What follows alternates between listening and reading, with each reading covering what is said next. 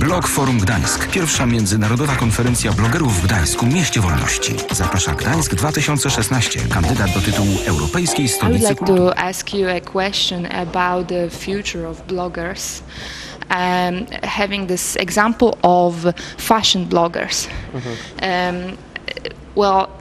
I guess what is happening in fashion, in blogosphere and on the internet, actually can change the whole economy in this industry, because some bloggers may be as influenced as, for example, Anna Wintour. Do you think it is happening, and do you think it is happening in other branches? Well, fashion is an interesting example because fashion has always embraced the tastemaker. And the tastemaker was somebody within society that could start trends. And those trends would then permeate mainstream culture. The thing about the tastemaker is that there's still that individual, but there's also now this digital tastemaker, someone who has Twitter or Blip or Facebook or a blog, where their reach is much greater.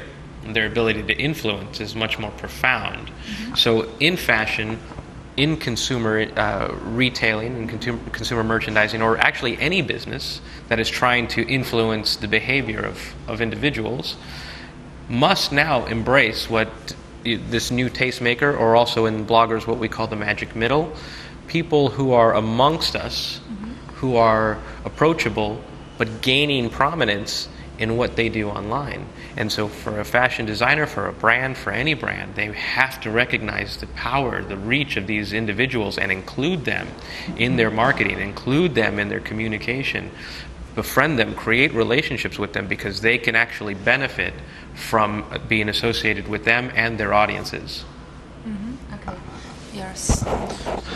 So a question about social media value for a brand. I actually know lots of studies that say like an engaged fan is a better one, etc. So I don't want a default example. I'm just going to ask you a question based on the case we told you about. So the Lexus car. For example, what do you think will be the next step for the brand? They're getting exposure because they went into a deal with a blogger. And what will be the next step? How can they achieve even more value with this kind of action? Well, I think there's a couple of challenges and opportunities for brands. Lexus, for example, is generating goodwill. Generating goodwill in the sense that they're embracing the new blogging community. They're trying to gain awareness with individuals that they may not reach, or individuals to be reached in a new way, right? This is a very unmarketing approach. They are reaching individuals through you, through me, and it humanizes them. Now, the challenge for brands, too, is to keep the mystique, to keep the persona of the brand alive, even as it humanizes in these new networks. And it's a challenge for more, say, luxury brands or brands that were a bit removed from the process, a little bit more exclusive. However, it doesn't make it impossible, but it does give them a tremendous opportunity to reach new individuals, to get appreciation, a sense of connection from the next generation of consumers who are not consuming media the way that the previous generation did. Okay, great. And a final question, I think. Based on your article about the 3Cs, there is this separation of people into creators, and there is magical point of 2% of people that you describe as elite. How would you counsel people to actually change those roles? How do you go from being a consumer to being a creator? What is the point where you tip from just gathering media and participating in them, and how do you take the even higher step into the elite? Well, the elite is small for a reason, because it requires dedication and consistency and passion. I don't know that it's our goal to become elite. It might be, but it is hard work, and it is something that requires a dedicated strategy. But The biggest opportunity in all of this is the shift from consumer to creator, because the biggest market or the biggest group of individuals in the social web are just consumers. And this is why we see the role of curation becoming so important over the next couple of years, because the curator can still become a creator not by sharing original thoughts or ideas, but by taking the good ideas that they recognize and sharing them with the communities that they're building. Once they do that, they shift from consumer and get on a path towards creator. So the 3 C's we're talking about: creator, curator, and consumer, and curator being a very important role in the middle. And so all of these tools that are now starting to come out that make it very easy for an individual to curate the things that move them. So it started with things like retweet buttons. It started with things like the like button. Because every time that was shared, made it easier for them to do so. And you can see by the way that someone curates information what interests them the most. And this is why the role of the curator starts to also create this idea of an interest graph, where people are connecting around information, hence in the information commerce, that is focused on them. So their network will grow based on what it is that they're interested in, but it's dedicated and it's a locked community. If we go back to the earlier example of Lexus, you can find those interest graphs and engage with them. It's much more effective than just engaging with someone because they have a lot of friends or followers. The interest group or the interest graph is far more effective to connect with, and that's going to become more sophisticated over the next couple of years.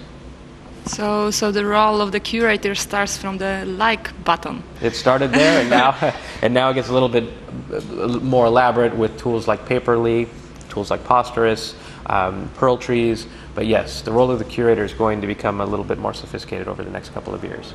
I would like to ask one more question. What was your own personal change? What happens that you change from this shy person you told us today to actually a celebrity? Ooh, well, I don't know that I'm a celebrity, but it's not. There's a saying, right? It's I'm not antisocial. I'm just shy. Come talk to me. And how do you get someone to talk to you? Well, I mean, it's difficult. People have their own focus, their own attention, their own desires to connect with others. And the only way to do that is around information, shared interests, passions. And for me, it just started quite simply as trying to increase the conversations, increase the groups that I was talking to, focus my attention where it was really, with the rise of Web 2.0 for me, that was something I really wanted to document. It was something that I really wanted to be part of. And the only way for me to make that, I guess, come to life was for me to start sharing and becoming part of the whole process. And I guess that's the beauty of all of this, is that the more you invest, the more you get out of this. And it starts maybe with a pure, simple intention of trying to get greater conversation started. But where it goes is actually yours to define, and it can go anywhere. And that just requires greater investment. But that's the most important part, because I do meet many people over the years who believe that there is this sense of self-importance because they are investing this time, they deserve this, when in fact attention is something that has to be earned now, tomorrow, and over time. To get a like, to get a retweet is just for the moment. To keep that over time, to keep that happening and growing and growing and growing requires a greater investment. And so what started and what is today are very different for me, and I'm even more inspired to share more information. But time is the one thing I have yet to beat. I need a little bit more of it. Okay, so thank you. Thank you. Thank you. Okay.